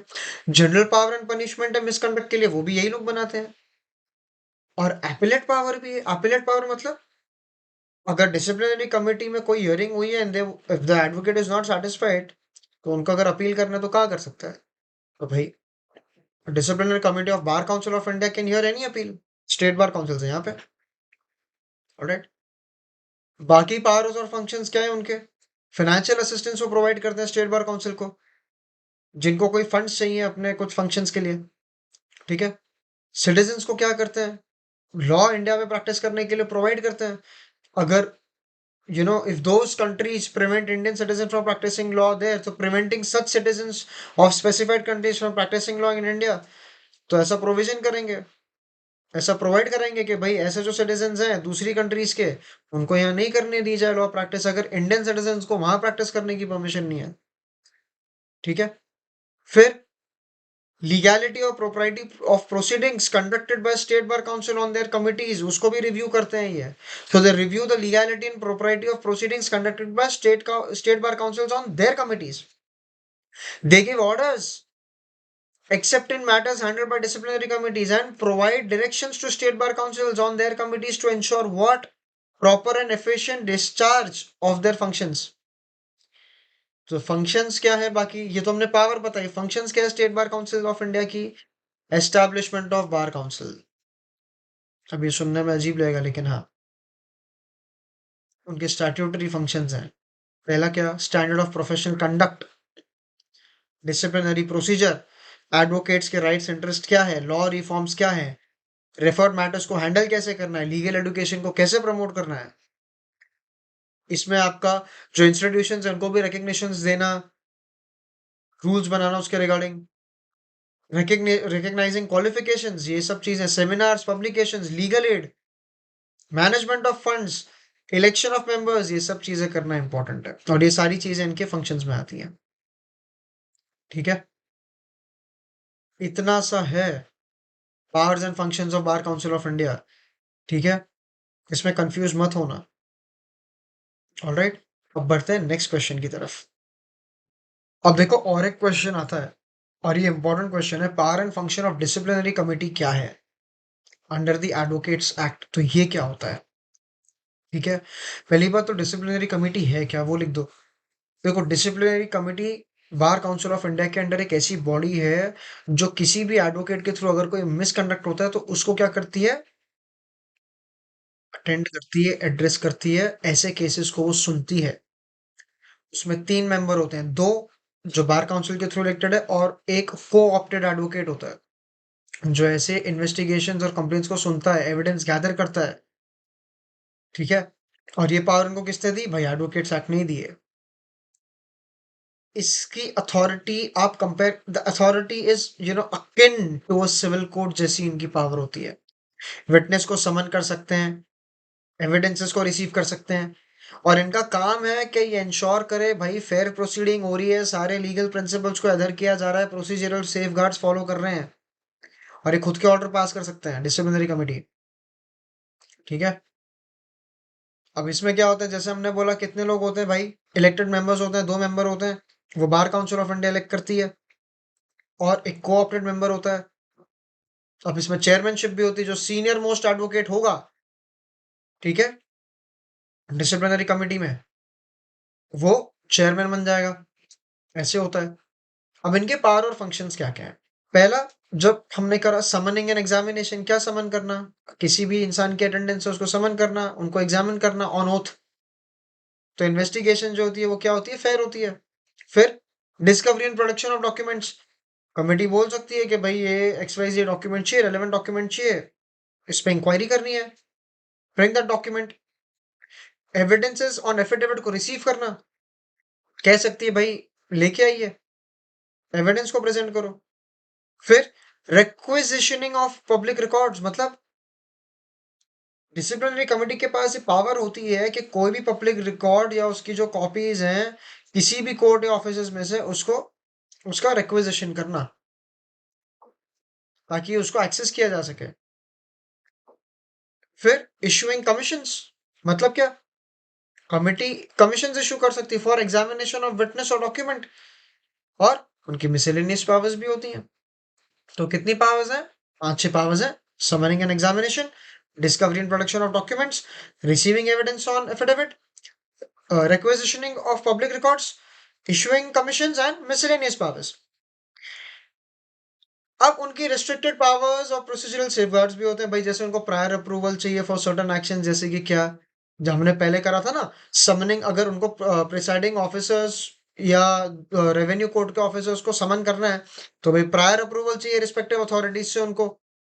उनकी डीम्ड जुडिशियल प्रोसीडिंग होती है, मतलब क्या, कोई भी प्रोसीडिंग जो डिसिप्लिनरी कमेटी के सामने हो रही है, they are deemed to be judicial proceedings, एक तरीके से quasi judicial, because they are conducted with requisite diligence and adherence to legal norms। Committee के पास ये भी पावर है कि वो खुद के ऑर्डर्स को रिव्यू कर सकती है, तो अगर कुछ एरर होगा तो दे कैन करेक्ट इट, या अगर कोई मिसकैरेज ऑफ जस्टिस है तो उसको भी एड्रेस कर सकते हैं। और उनका क्या होता है, कोरम और डिसीजन मेकिंग होती है भाई, अगर चेयरमैन अनअवेलेबल है या मेंबर्स अनअवेलेबल है तो भी प्रोसीडिंग कंटिन्यू हो सकती है, provided that the final decision is deferred until the required quorum is met. If the committee is unable to reach a majority decision, तो क्या होता है, matter is referred to the chairman of the bar Council for resolution, simple. इतना ही है power और function में disciplinary committee का। बता दिया क्या है डिसिप्लिनरी कमेटी, कॉम्पोजिशन बता दिए, कौन कौन, elected members 2, co-opted member, chairmanship जो सीनियर मोस्ट होगा वो। फंक्शंस और पावर्स में क्या है, पहला 6 चीजें, summoning examination, discovery and production of documents, receiving evidence on affidavit, requisitioning of public record, issuing commissions और मिसलेनियस पावर्स, ये पावर्स है इनकी। फिर कुछ चीजों में प्रायर अप्रूवल चाहिए होता है, जैसे भाई प्रिसाइडिंग ऑफिसर्स या रेवेन्यू कोर्ट के ऑफिसर्स को इनको समन करना है तो उसके लिए प्रायर परमिशन चाहिए। इनकी जो प्रोसीडिंग होती है डीम्ड जुडिशियल प्रोसीडिंग होती है, खुद के ऑर्डर्स को रिव्यू कर सकते हैं, कोरम एंड डिसीजन मेकिंग होता है। तो बस इतना ही है, इसमें ज्यादा प्रॉब्लमैटिक सिनेरियो क्रिएट करने की जरूरत नहीं है, सिंपल क्वेश्चन है। अब आंसर लंबा करना है तो आप यहाँ पे स्टेट बार काउंसिल के बारे में कह सकते हो और बार काउंसिल ऑफ इंडिया के पावर्स एंड फंक्शंस आप डेफिनेटली बता सकते हो। बढ़ते हैं नेक्स्ट क्वेश्चन की तरफ।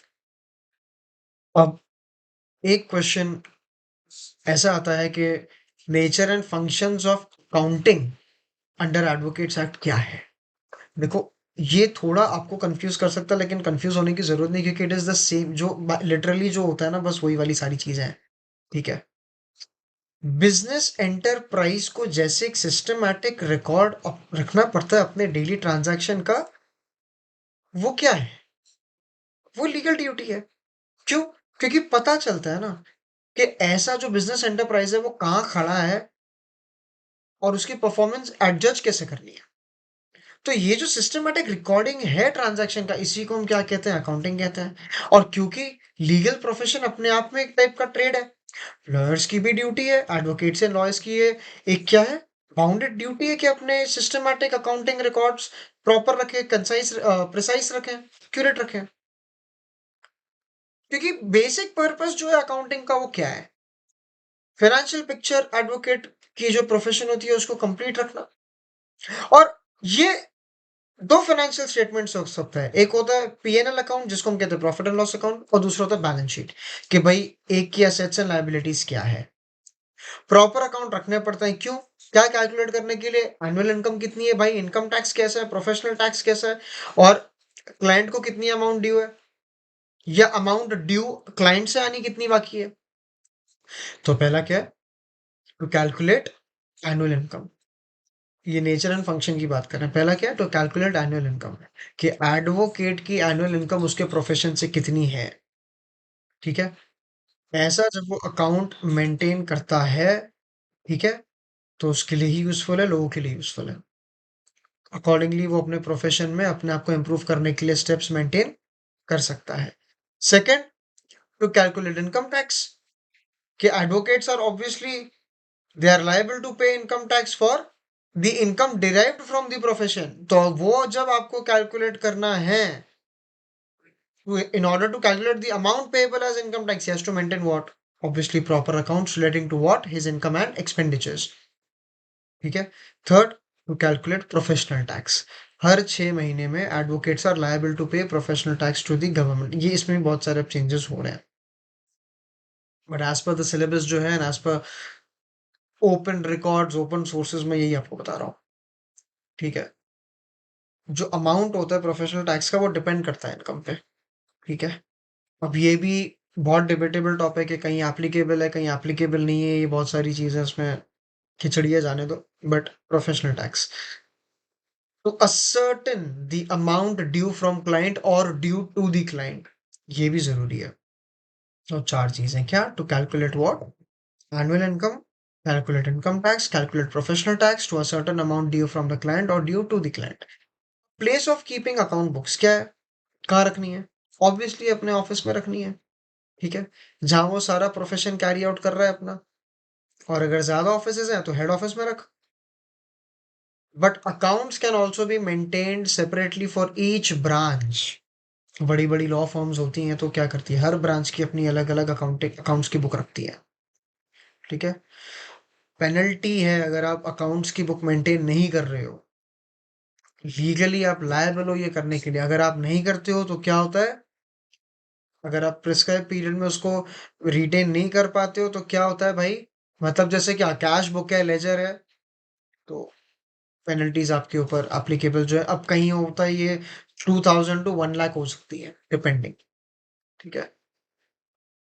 16 साल कहीं डिले है, 8 साल डिले, तो उसके अकॉर्डिंग। ऑलराइट। अब इसमें बहुत सारे बार काउंसिल के जो है वो रूल्स हैं। ऑलराइट। जैसे एडवोकेट्स को अपने क्या करने चाहिए, उनको अपना अकाउंट्स पूरा अपराइट रखना चाहिए, कि भाई जो क्योंकि क्लाइंट का जो पैसा है वो उनको इंटरेस्टेड है। फिर where monies are received from the client, it should be entered whether the amount has been received for the advocate fee or expenses. Where any amount is received on behalf of the client, the fact of such receipt must be intimated to the client as early as possible. मतलब client के behalf पे अगर किसी ने पैसा दिया है तो क्लाइंट को बताओ। जब प्रोसीडिंग हो गई तो advocate shall be at the liberty to take the settled fee due to him. मतलब क्या, उसको जो पेंडिंग है ड्यू टू हिम है, एक बार हियरिंग हो गई, क्लाइंट ने पैसा दिया नहीं है, दे भाई, ऐसे कैसे नहीं देगा? लो, उसको लिबर्टी है ये करने की। और जहाँ पे फीस अनसेटल्ड है तो एडवोकेट क्या कर सकता है, फीस ले सकता है, very is legally entitled for the money of the client that is remaining in his hands. और जो क्लाइंट है वो क्या करेगा, कॉपी, तो copy of the client account shall be furnished to him and after getting the necessary copying charges from him. ये सब basic basic कुछ चीजें हैं, ठीक है। और भाई accounting under income tax act तो अलग ही बात है, ठीक है।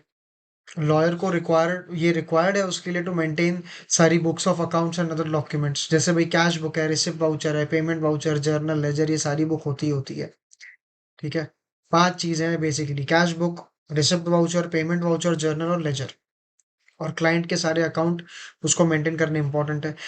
For each and every client, separate pages shall be allotted in the ledger and separate account shall be maintained. जैसे fees account, rent account, salary, library account, printing stationery, postage and telegram, electricity charge, conveyance, repair maintenance अगर है, office miscellaneous के जो expenses हुए हैं, ये सब चीजें बेसिकली होती है। तो इतना ही है इसमें, ऑल राइट। ज़्यादा इसमें कुछ दिमाग लगाना नहीं है, ये बेसिक फंक्शंस हैं, नेचर एंड फंक्शन है अकाउंटिंग के अंडर एडवोकेट्स एक्ट। देखो जैसे बेसिक कंपनी फॉलो करती है वही सब यहाँ पे भी है, ठीक है। बस यहाँ पे ब्रांच स्पेसिफिक और क्लाइंट स्पेसिफिक भी चीज़ें इन्वॉल्व हो जाती हैं। अब आगे बढ़ते हैं नेक्स्ट क्वेश्चन की तरफ। तो भाई बार एंड बेंच रिलेशंस क्या है, ऑलराइट, ये भी एक क्वेश्चन है। अब ये आप अपने मन से लिख सकते हो, इसमें बहुत कुछ अपने मन से लिखने वाली चीज़ है। बार एंड बेंच जो है, they are two sides of the same coin. In short, bar क्या होता है, लॉयर्स जो रजिस्टर्ड एडवोकेट्स बन जाते हैं एलएलबी की डिग्री कंप्लीट करने के बाद किसी यूनिवर्सिटी से, किसी रिकग्नाइज्ड इंस्टीट्यूशन से। तो ऐसे कलेक्टिवली सारे लॉयर्स को, एडवोकेट्स को क्या कहा जाता है, बार कहा जाता है। मतलब क्या, group of advocates licensed attorneys who practice in the court of a state और अ स्पेसिफाइड कोर्ट। और बेंच, जजेस को कलेक्टिवली बेंच कहते हैं। सिंपल है। तो बार एंड बेंच कलेक्टिवली क्या हुआ, it is encompassing all legal professionals, ठीक है। और बार एंड बेंच मतलब उन दोनों के बीच का रिलेशन कैसा है। तो पहले बार एंड बेंच क्या डेफिनेशन लिख दो अपने हिसाब से, रिलेशनशिप लिख देना, ऑलराइट। बार एंड बेंच में सबसे पहले role of bar and bench administration of justice में होता कैसे है, क्या होता है, छोटा आंसर है, ज्यादा बड़ा बड़ा नहीं है। पहले रोल ऑफ बार क्या है, पहले रिस्पेक्ट फॉर जजेस होनी चाहिए। बार एंड बेंच रिलेशंस की बात कर रहे हैं, रोल ऑफ बार क्या है, to strengthen this relation between bar and bench, respect for जजेस। एडवोकेट्स को, जजेस को पूरी रिस्पेक्ट देनी चाहिए, एंड रेवरेंस फॉर जजेस, refraining from any form of what, disparagement or criticism of the judiciary, very simple। second, जजेस को असिस्ट करना in what, obviously delivery of justice, वो एज एडवोकेट्स करते ही करते हैं, ये करना बहुत इंपॉर्टेंट है। तो रिस्पेक्ट होनी चाहिए बेंच के लिए, एंड जजेस को असिस्ट करना चाहिए so that they can accurately reach to a conclusion in a particular case और मैटर। तो सारे फैक्ट्स, एविडेंसेस, सब कुछ आप क्लियरली कन्वे करें, रेलेवेंट लीगल प्रिंसिपल्स उनको बताएं, help them to reach to a conclusion for the appropriate disposal of the case. Third, handling judicial errors, मतलब अगर एडवोकेट को लगता है कि भाई जज, जो भी रिस्पेक्टिव जज है, उनके डिसीजन में, उनके जजमेंट में कोई एरर है, तो उनको ओपनली जाके वो बिग बॉस वाला हाल क्रिएट नहीं करना चाहिए कि चीकम चिल्ली शुरू कर दी, नहीं। डू नॉट क्रिटिसाइज द जज ओपनली, प्रॉपर लीगल प्रोसीजर्स करो, भाई अपील फाइल करो या रिवीजन के लिए एप्लीकेशन दे दो, रिवीजन एप्लीकेशन दे दो कोर्ट में, सिंपल है। तो जुडिशियल एरर्स को लीगली हैंडल करो अच्छे से। हमने फेलोशिप भी की थी, मेंटेन दैट।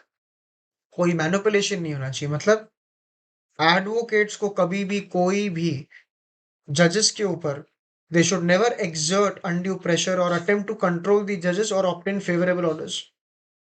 ये इलीगल भी है, इनअप्रोप्रिएट भी है, एंड एब्सोल्युटली प्रिपोस्टरस भी है। डिसरिस्पेक्टफुली कभी भी किसी जज को एड्रेस नहीं करना चाहिए। अगर आपका दिमाग कितना भी गर्म है, आप बदतमीजी नहीं कर सकते हो क्योंकि कंटेम्प्ट हो जाएगा। एंड अनफेयर प्रैक्टिसेस मत करिए, ठीक है। मतलब क्या, भाई बाहर निकल के जज के बारे में कुछ भी बोल रहा है, क्लाइंट को कुछ भी बता रहे हो, दूसरे एडवोकेट को कुछ भी बता रहे हो, ये सब नहीं होना चाहिए। तो क्या-क्या चीज़ है? पहले रिस्पेक्ट फॉर जजेस होनी चाहिए, जजेस को असिस्ट करना to reach justice, handling of judicial errors, avoiding manipulation, addressing disrespectfully, you should not do that, and prevent unfair practices. अब भाई बार का तो काम है, बेंच का क्या काम है, यानी जजेस का क्या काम है बार एंड बेंच रिलेशंस को मेंटेन करने के लिए? पहले म्यूचुअल रिस्पेक्ट होनी चाहिए, जैसे वो आपको कर रहे हैं आप उनको रिस्पेक्ट करो। ओपन माइंडेडनेस होनी चाहिए, मतलब जब भी कोई केस आप सुन रहे हो तो एक जज का अप्रोच क्या होना चाहिए? They should have a very open minded approach, कोई प्रेजुडिस या बायस नहीं होना चाहिए उस केस के लिए, और अगर है सो सच जजेस should recuse themselves from the case, अपने आप को हटा देना चाहिए उस केस से।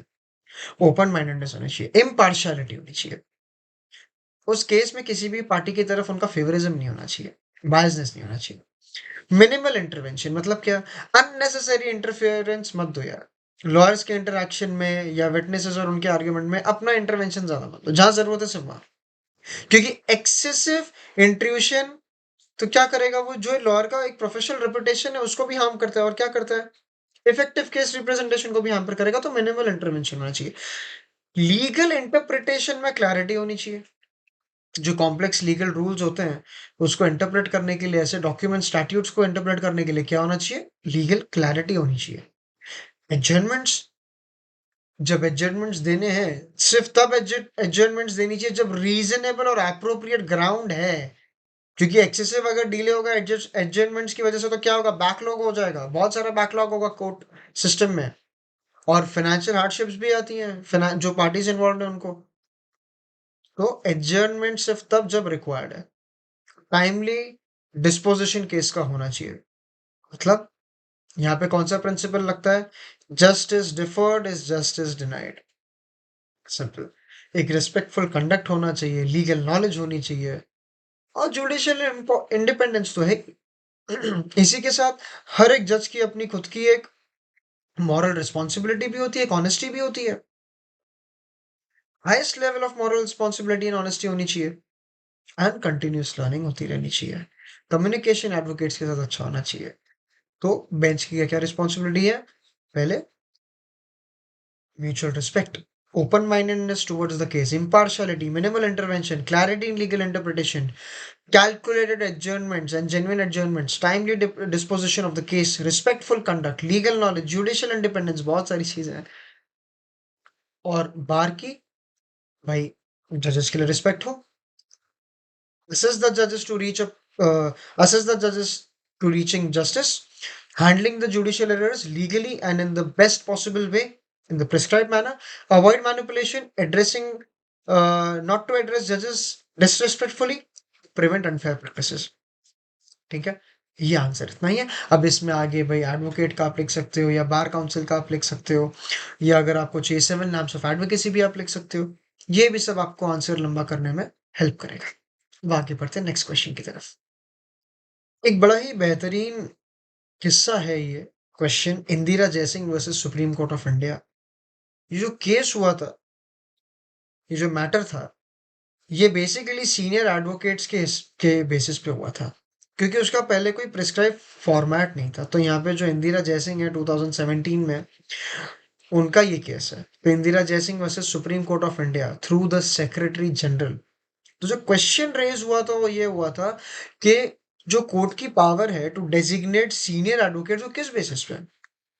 क्योंकि एडवोकेट्स के लिए तो एक मैटर ऑफ प्राइड है, एक प्राउड मोमेंट है कि भाई अगर आप एक गुडविल बनती है कि आप सीनियर एडवोकेट हो हाई कोर्ट के या सुप्रीम कोर्ट के। तो सीनियर एडवोकेट को कैसे, किस बेसिस पे ये डिसाइड होता है? तो हुआ क्या कि क्रेडिबिलिटी क्या है, जो एक proper designation of senior advocate है वो हो कैसे रहा? तो कुछ गाइडलाइंस इस केस के थ्रू आ गई। ठीक है, तो ये केस हम करेंगे। देखो सबसे पहले क्या था, इसमें तो ये बता दिया कि भाई पहले मॉडिफिकेशन होनी चाहिए प्रोसेस में of designating someone as a senior advocate, वो पहले था नहीं। तो issues were raised before the honourable court to remove the question on the authentication in the process of designation of senior advocate। Concerns क्या थे कि भाई lack of fairness and transparency है ये प्रोसेस में। ठीक है, also the court was to determine the criteria which determine the eligibility of an advocate to qualify as a senior advocate. For example, उसकी नॉलेज है क्या, स्पेसिफिक फील्ड में sufficient knowledge है, एक्सपीरियंस है, रेपुटेशन और गुडविल है। तो ऐसे बहुत सारे फैक्टर्स थे। इसमें प्रोविजंस क्या बताया, बहुत सारे प्रोविजंस आ गए थे। तो क्राइटेरियाज यहाँ पे सीनियर एडवोकेट्स के लिए एस्टैब्लिश करें based on experience of law, special knowledge of law, standing at the bar यानी एक्सपीरियंस इन लिटिगेशन। ऑलराइट।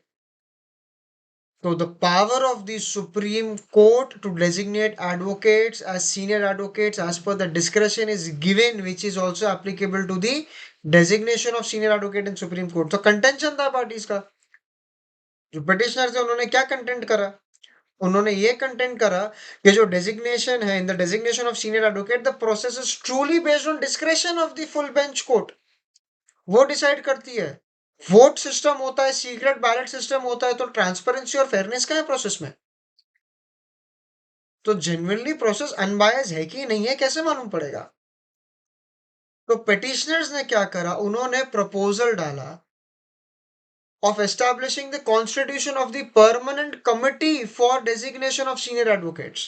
और जो डिफेंडेंट्स है उन्होंने क्या बोला, जो सुप्रीम कोर्ट बार एसोसिएशन है और उनके साथ जो दूसरी पार्टीज थी उन्होंने क्या बोला, भाई जो डेजिग्नेशन क्राइटेरिया है that might not fairly represent the advocate ability of active advocates specially the focus on publications. So उनके जो प्रॉब्लम्स थी, उनके जो वरीज थी वो किस बेसिस पे थी, about the usefulness and applicability of publication as a criteria for designation. तो सुप्रीम कोर्ट ने फाइनली क्या ऑब्जर्वेशन उनकी क्या थी, सीधी बात करते हैं यार। उन्होंने बोला, जब जजमेंट वो दे रहे थे इस केस में, उन्होंने बोला see there is a need to reform the designation process. तो कोर्ट ने परमानेंट कमेटी बिठाई, एस्टैब्लिश करी, कॉन्स्टिट्यूट करी for designation of senior advocate. इसमें क्या आई, इसके बाद उन्होंने कंसिस्टेंट प्रोसेस इंश्योर करा, जहां पे ट्रांसपेरेंसी है, फेयरनेस है प्रोसेस का, अनबायसनेस जहां भी हो रहा है वो नहीं होना चाहिए। ये कमेटी जो है वो एग्जामिन करेगी, वेरीफाई करेगी डेटा का, जो पोटेंशियल कैंडिडेट्स हैं उनके डेटा को वेरीफाई करेगी, बैकग्राउंड चेक करेगी। और फिर क्या होगा, किसके लिए ये सब, सीनियर डेजिग्नेशन, सीनियर एडवोकेट्स के डेजिग्नेशन के लिए सेक्रेटेरिएट ऐसी लिस्ट प्रोवाइड करेगी। और फिर क्या होगा, कंसर्न अथॉरिटीज जो है वो क्या करेंगे, परमानेंट कमेटी के थ्रू ऐसी चीजों को रेफर करेंगे। और क्या कंसिडरेशन में लिया जाएगा, एक्सपीरियंस कितना है या स्टैंडिंग एट बार कितना है, पब्लिकेशंस क्या, interviews, judgements, domain expertise, expertise in specific fields. और कोर्ट ने यह भी बोला कि ये लिस्ट एग्जॉस्टिव नहीं है, रिकंसिडरेशन भी हो सकता है अगर जरूरत पड़े तो। ठीक है, ये सारी चीजें यहाँ पे थी। ऑलराइट। तो फिर क्या हुए, प्रॉपर सारे सिस्टम्स एंड पैटर्न्स एस्टैब्लिश हुए। जब ये सिस्टम्स एंड पैटर्न्स एस्टैब्लिश हुए उसके बाद में आज जाके सीनियर एडवोकेट्स का जो हमें प्रोसेस मिलता है वो बहुत ही ज़्यादा, तो कैंडिडेट्स जो हैं वो शॉर्टलिस्ट होते हैं, उसकी लिस्ट निकलती है, फिर उसके ऊपर कमेटी जो है डिसीजन लेती है। That is because of senior advocate Indira जय सिंह। इसमें काफ़ी बार काउंसिल्स जो है, स्टेट बार काउंसिल्स का भी इन्वॉल्वमेंट रहा था। तो ये बेसिक अंडरस्टैंडिंग है, इंदिरा जय सिंह वाला आता है। शॉर्ट नोट के लिए आएगा, नहीं तो 13 या 15 मार्क के लिए आएगा, लेकिन आता है। इसमें अच्छे से पढ़ के जाना। Alright. So that is all for today's session on practical training 1। And इसके कुछ और एडिशनल क्वेश्चंस जो हैं, जो आंसर इन वन सेंटेंस वगैरह है, वो भी हम आपके साथ शेयर करेंगे डिस्क्रिप्शन में, please check it out. And maximum questions जो इंपॉर्टेंट है वो हमने कवर किए। देखो ये जो 13 एंड 15 मार्क के क्वेश्चंस होते हैं, जिसमें कुछ शॉर्ट नोट्स भी कवर होते हैं और काफ़ी सारे 2 मार्क्स के आंसर इन वन सेंटेंस भी कवर हो जाते हैं। All right. तो वो आपको डिस्क्रिप्शन में मिल जाएंगे, please go check it out. And जैसा हम पहले भी बता चुके हैं, अगर आपको ऐसे सब्जेक्ट्स के नोट्स चाहिए वो भी हमारे पास अवेलेबल है। You need to reach out to us on a WhatsApp और थ्रू ईमेल, जो भी आपको ठीक लगे, या हमारे कमर्सियन के वेबसाइट पे एक कॉन्टैक्ट अस का सेक्शन है, from there you can reach out to us. Also we are offering many brilliant courses, the first time and one of a kind courses, first time in India, जो हमारे कमर्सियन website पे available है। अगर आपको domain expertise चाहिए किसी भी legal नीश में, दैट वी आर ऑफरिंग। और अगर खुद का कोई सर्टिफिकेशन आप चाहते हैं as per your requirement, we are gonna prepare that and offer it to you as DIY course, that is do it yourself course. So time मत वेस्ट करो, पढ़ो जाके, एंड जाके कमिशन की वेबसाइट चेक करो। Have a good day.